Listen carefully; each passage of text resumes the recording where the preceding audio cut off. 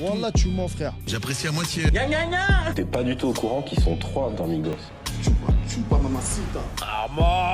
Wesh Moussa, Ça va ou quoi d'ailleurs? bien? La forme? Ça va, ça Ah, fait nickel. plaisir de te voir. Bah oui.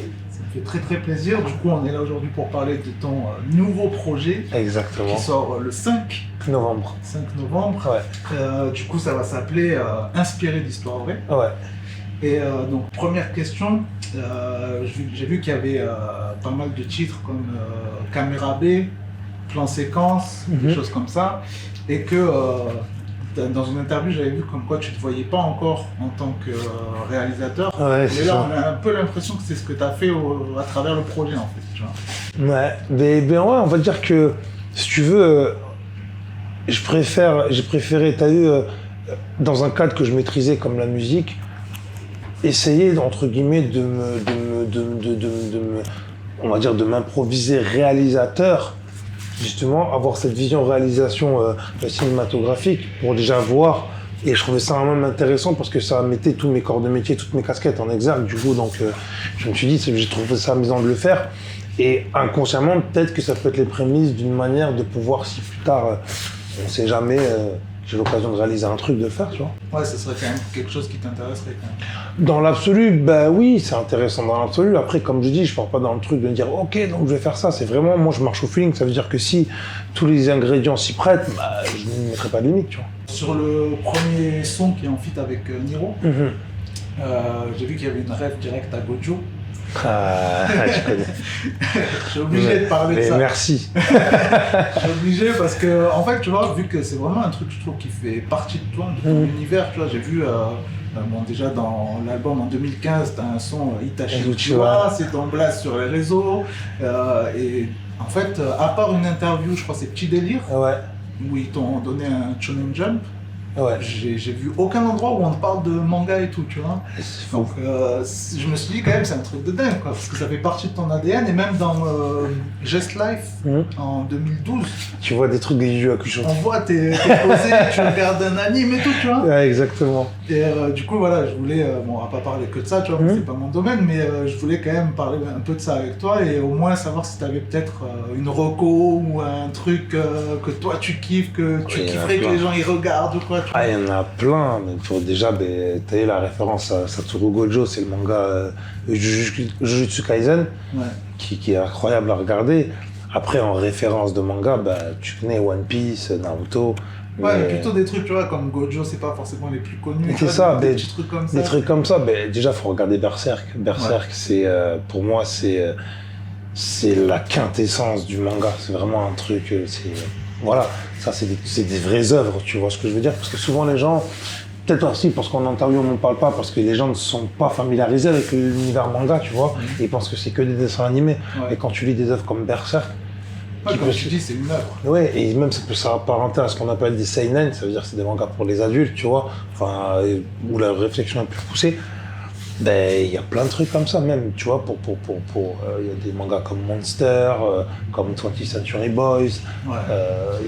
tu vois ce que je veux dire, c'est vraiment des trucs où tu peux aller faire des adaptations au film, tu vois.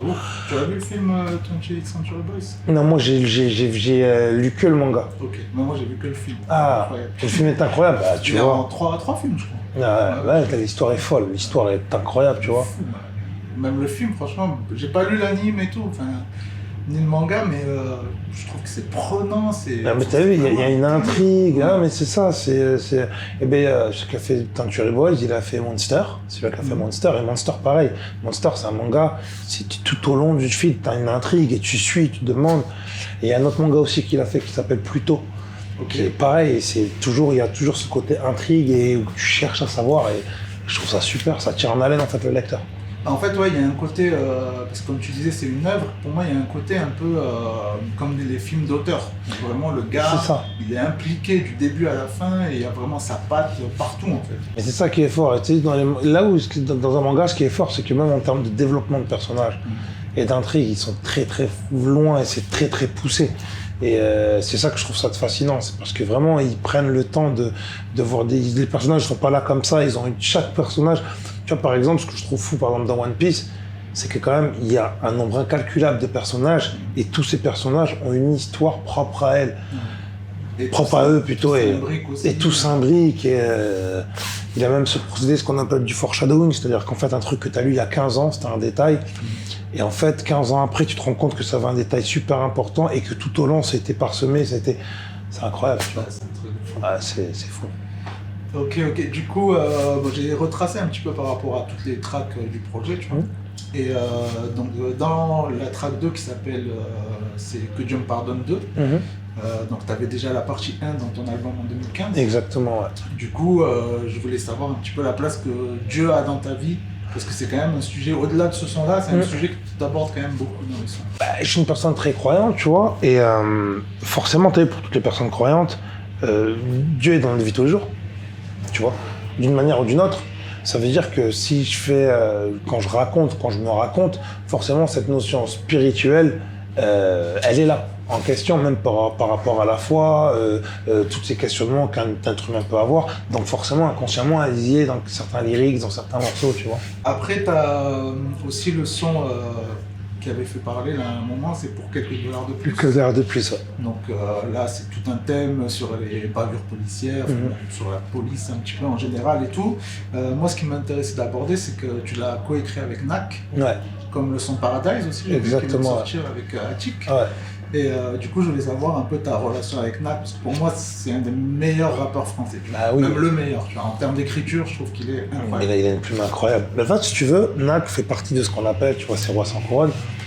Et tu sais, moi, comme je dis, j'ai toujours été dans une mentale de partage et d'énergie positive et de travail avec plein de monde, tu vois. Et si tu veux, pareil, moi je suis dans le même état d'esprit que toi, tu vois, NAC, c'est un mec qui, en termes de plume, je pense que c'est un monstre. Et aujourd'hui, tu vois, ces genres de mecs comme NAC, malheureusement, il y a très peu de gens, de jeunes d'aujourd'hui qui ne savent pas qui c'est et la place qu'il a. Et donc, du coup, comme c'est un mec que musicalement j'apprécie et qu'on se connaît, ça me tenait à cœur de lui dire, viens sur un morceau, parce que tout le monde en parlait souvent et parce que lui, il savait que moi aussi j'écrivais pour des gens, etc. Et il me disait comment ça se passe et tout, et j'expliquais le concept, il me dit ah putain c'est chaud, ça m'intéresserait de le faire, et je dis bah ouais, j'ai en plus avec la plume que t'as. Et si tu veux, donc tu sais, quand j'étais sur des morceaux, souvent tu sais, quand tu fais plein de morceaux, t'as la tête un peu dans le guidon, et comme j'ai dit, moi j'ai fait comme si je faisais un film, c'est-à-dire qu'en fait un réalisateur, il peut écrire un film, dire à un scénariste ou un co-scénariste, viens sur telle idée, regarde j'ai telle idée, ah non mais tu pourrais prendre l'angle comme ça, etc. Et du coup t'as vu que tu crées quelque chose encore de plus fort, et c'est pour ça que j'ai dit à Nac, mais vas-y viens, t'as vu j'ai des titres, et ça me ferait plaisir qu'on le coécrive ensemble. C'est-à-dire qu'en fait, de coécrire avec un mec qui a une plume comme ça,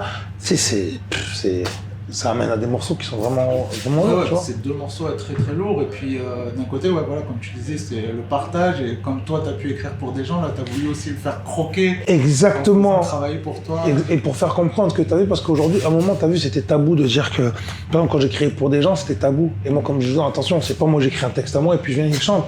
Quand j'écris avec quelqu'un, c'est vraiment c'est vraiment du travail, c'est du travail commun. Ça veut dire que ce que j'ai là dans la tête, j'essaie de le retranscrire avec mes mots. Ouais. Ça veut dire qu'avec Nac, ce qui était bien, c'est que on se sublimait. Il me dit ah, tel truc là, telle phase, ah ouais super, là c'est cool, ah ouais ça comme ça. Et donc du coup, même ça, on se nourrit les deux et c'est le résultat peut être plus grand, tu vois. Ouais, il y a vraiment un côté. Ouais, j'avais vu une interview où tu disais que en général, t'écris pas pour des artistes comme ça. Faut que tu les connaisses. Faut que je les connaisse, faut que j'aille en studio, faut que je discute, faut qu'il y ait quelque chose qui se passe pour que je puisse moi savoir où je peux apporter ma patte. Parce que ça sert à rien de. Souvent, des fois, on me disait ouais, il y a tel artiste qui veut que tu lui écris, vas-y, envoie des trucs. Ben non. Parce que c'est pas le marché, je vais pas envoyer un truc, ça se trouve, je vais écrire. Et en plus, ça va être impersonnel. Et je vais écrire en pensant comment le mec d'habitude fait. Mais ça se trouve, ce qu'il recherche, justement, c'est pas que je lui amène ce qu'il a fait d'habitude.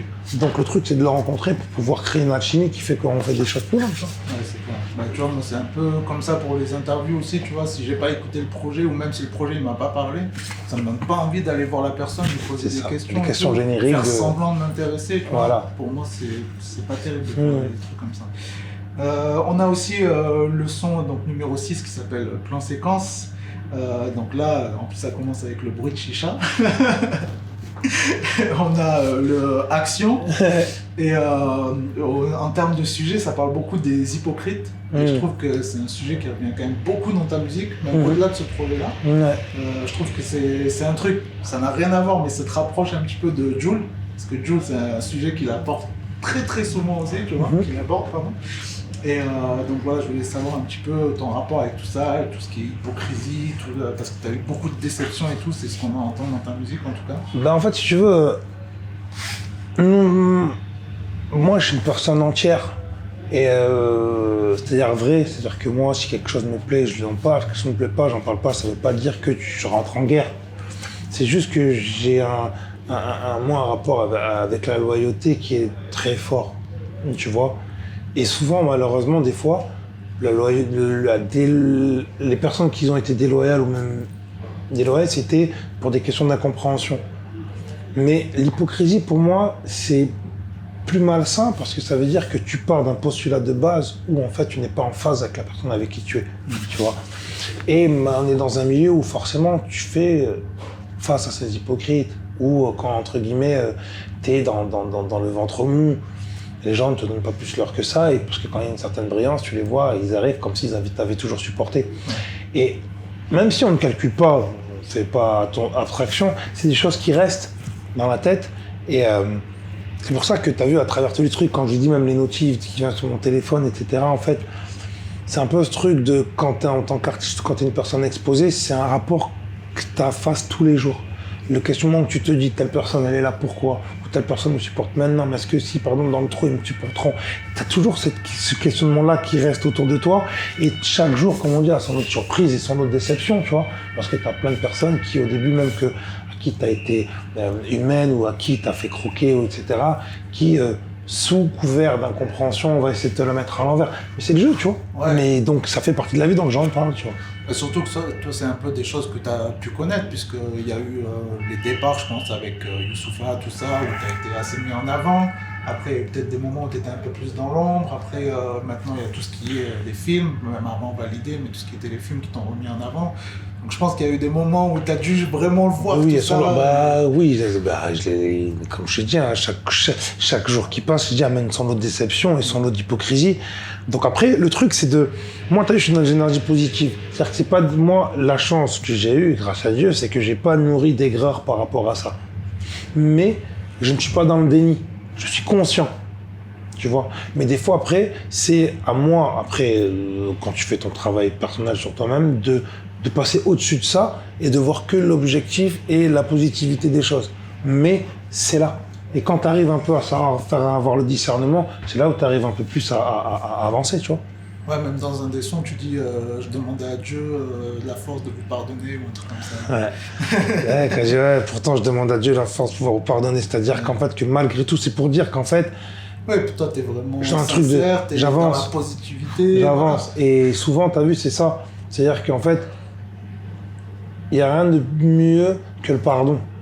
Mais en tant qu'être humain, exactement. Tu vois, il y avait un morceau, La Vraie Pote, quand je dis ça fait du mal à pardonner, non, ça fait du mal, trop de mal de pardonner. Tu vois, et pour ça quand je dis, t'as vu, Dieu pardonne, donc moi en fait, j'ai aucune leçon à donner. C'est-à-dire qu'en gros, comme dans la religion, quand on dit Dieu est miséricordieux, moi-même en tant qu'être humain, j'ai du mal à pardonner, donc j'ai pas de leçon à donner des gens qui n'arrivent pas à le faire. Ouais. Tu vois, il y a toujours ce truc un peu... Mais bon, de mon côté, toi, t'essayes. J'essaie, oui, c'est ça, j'essaie. Mais c'est compliqué. Bah, c'est compliqué parce que pour moi, c'est à double tranchant. Parce que si jamais tu pardonnes et qu'après la personne elle te refait un truc par derrière ou ça revient à avoir autre chose, c'est ça qui est compliqué. C'est la personne derrière aussi. En fait, ce qui est compliqué, c'est, t'as vu, de pardonner, c'est en soi, t'as vu, pardonner n'est pas une chose trop difficile en soi. Ce qui est difficile, c'est de se dire, quand tu pardonnes la personne, est-ce que la personne a compris pourquoi elle t'a fait du mal ? Tu vois ? Ouais, parce qu'au final, c'est toi qui fais tout le travail. Mais parce que t'as vu, comme je dis, t'as vu, des fois, il peut y avoir des quiproquos qui font que certaines personnes pensent ou que toi tu penses, et puis tu peux penser à mal, à tort, parce qu'il y a plein d'éléments extérieurs ou paramètres extérieurs qui font que ça peut te brouiller dans ta relation avec les gens. Mais la chose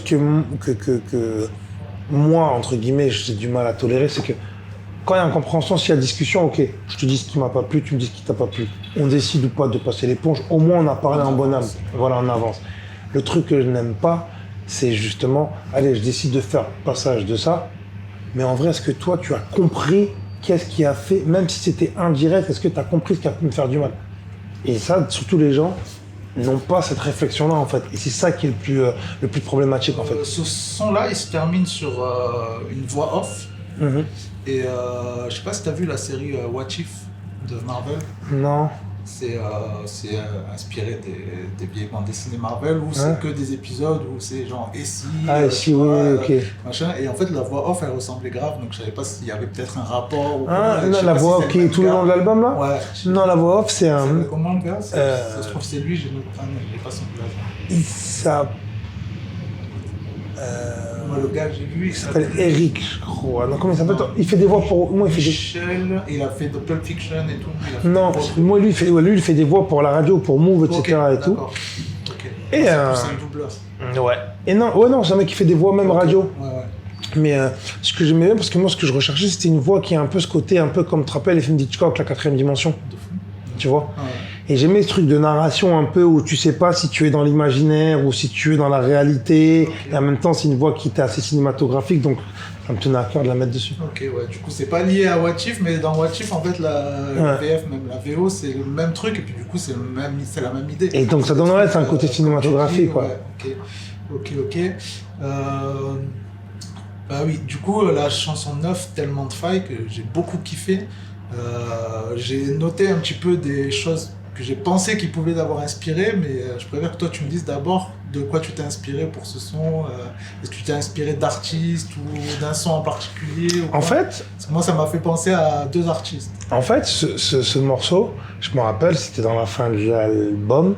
J'étais au Luxembourg, j'étais avec Sahachi, qui avait ce sample et qui me fait écouter ce sample et tout de suite ça me parle. Et je trouvais fort parce que ça donnait un côté pop, tu vois, mais très deep, tu vois. Et c'est vrai qu'en inspiration, ça me faisait penser un peu à des morceaux de Kanye, tu vois. C'est ce que j'ai noté. J'ai noté Kanye, Kid Cudi aussi. Ouais, exactement. Commun, c'est ça, tu vois, ces trucs crispés mais très épurés où justement et qui avec beaucoup d'émotion.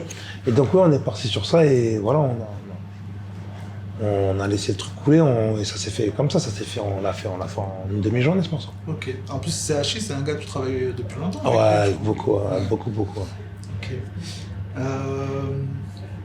Ah oui, après on a la track 15, là j'y pense, j'oublie. Ouais. En featuring avec Grand Corps Malade. Je trouve qu'elle est incroyable. Ah bah, ça fait plaisir.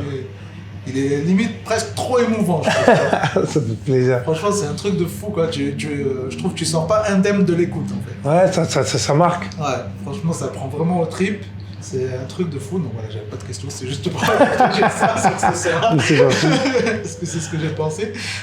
Et du coup, on a la dernière, donc Fond de la classe, avec une petite outro. Dedans, tu dis passer les 30 piges, un peu comme si c'était un truc extraordinaire. D'ailleurs, tu dis pas que dans ce temps-là, mais dans ce temps-là, tu insistes un peu plus sur ça, je trouve.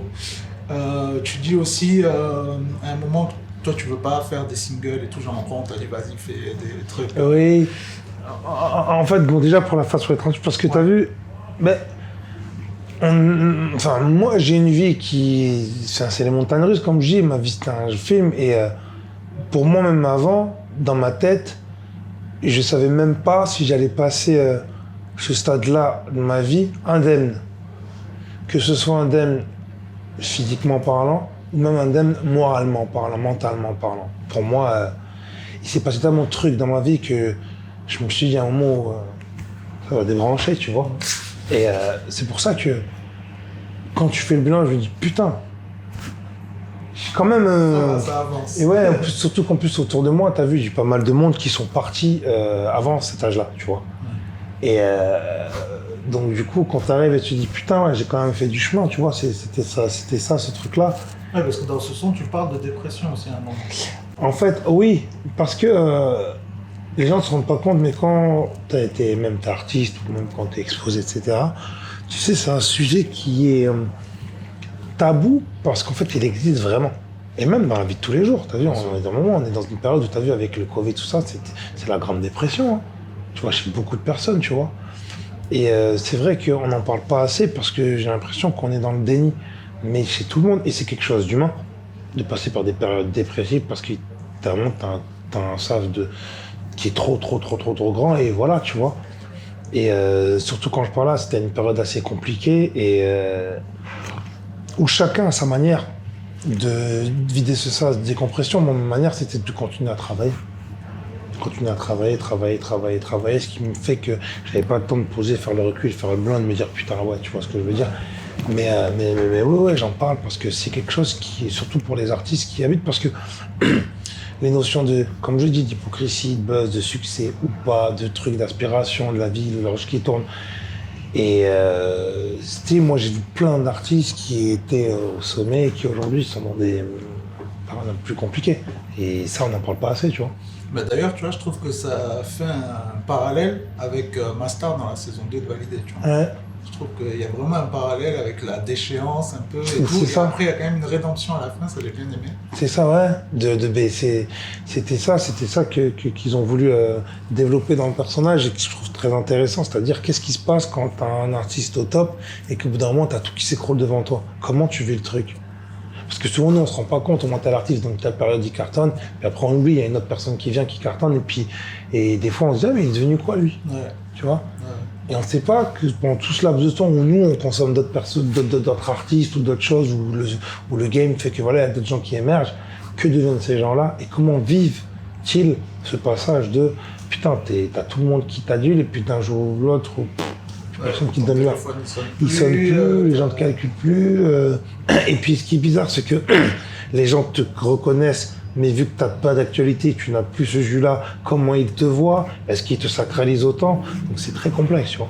Je trouvais intéressant du coup comment se termine le son avec la voix off, où il dit non, il ne peut pas les retourner en parlant des scènes de ta vie, finalement.